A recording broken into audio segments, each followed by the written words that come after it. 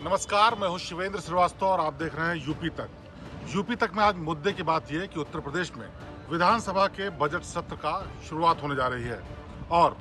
जैसी आशंका है कि बजट सत्र में इस बार बेहद हंगामा होने वाला है। दरअसल उत्तर प्रदेश में बजट सत्र 18 फरवरी से शुरू हो रहा है, जिससे पहले विपक्षी पार्टियां पूरी तरह से लामबंद हो गई हैं और तमाम मुद्दे पर सरकार को घेरने की तैयारी कर रही हैं। समाजवादी पार्टी ने तमाम मुद्दों पर घेरने के लिए पहले से ही रणनीति बनानी शुरू कर दी है, जिसमें बेरोजगारी,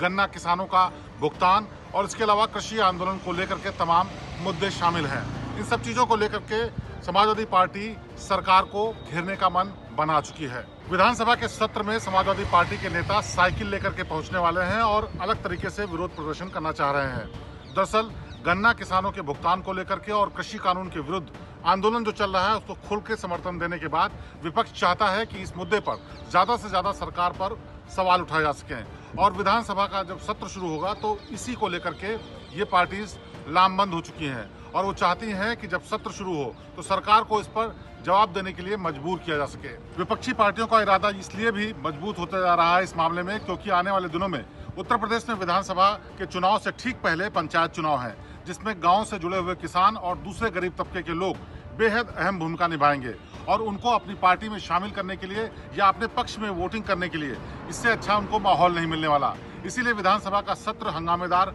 होने के पूरे आसार हैं और इसको लेकर सरकार ने भी अपनी कोशिशें तैयारी करनी शुरू कर दी हैं। सरकार के सूत्रों के मुताबिक विधानसभा सत्र में बीजेपी की सरकार तमाम अपने मंत्रियों और नेताओं के जरिए ये बताने की कोशिश करेगी कि कैसे वो किसानों के हितों के लिए लगातार काम कर रहे हैं, चाहे वो कृषि कानून की जो तमाम गलतफहमियों का दावा कर रहे हो उनकी बात हो या फिर किसानों के हित में किए जा रहे तमाम योजनाओं की बात हो। इन सब को लेकर के वो अपना जवाब तैयार कर लेना चाहते हैं ताकि जब विपक्ष हमलावर होने की कोशिश करे तो सरकार उसका माकूल जवाब दे सके। किसान आंदोलन को अपना समर्थन देने के लिए कांग्रेस पार्टी पहले ही अपना रुख साफ कर चुकी है। कांग्रेस की महासचिव प्रियंका गांधी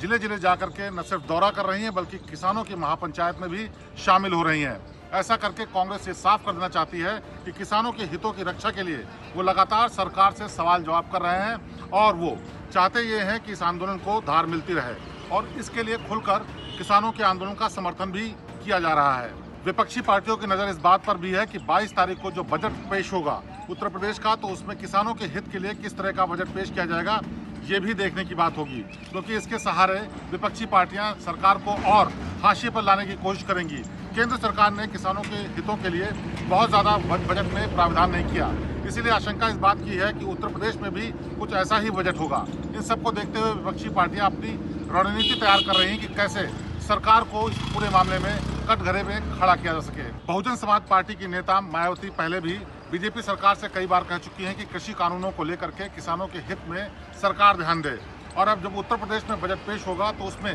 देखने की बात होगी कि किसानों के लिए किस तरह का बजट है और इसको देखते हुए बसपा, सपा और कांग्रेस सभी ये कोशिश करेंगे कि कैसे सरकार को जवाबदेह बनाया जाए। तो कुल मिलाकर पंचायत चुनाव से ठीक पहले जिस तरह का माहौल बन रहा है, ऐसे में विधानसभा सत्र बेहद हंगामेदार रहने की पूरी आशंका है और इसी के मद्देनजर विपक्षी पार्टियां अपनी रणनीति न सिर्फ तैयार कर रही हैं बल्कि तरह तरह की प्लानिंग भी कर रही हैं जिससे कि सरकार को मुश्किल खड़ी हो। अब देखना यह है कि कृषि आंदोलन के बाद बजट सत्र में आने वाली मुसीबतों का सरकार कैसे सामना करती है। तो यूपी में विधानसभा सत्र और बजट सत्र पर यह थी यूपी तक की खास पेशकश। प्रदेश की बाकी ताज़ा और बेहतरीन खबरों के लिए आप देखते रहिए यूपी तक। आपसे फिर होगी मुलाकात। नमस्कार।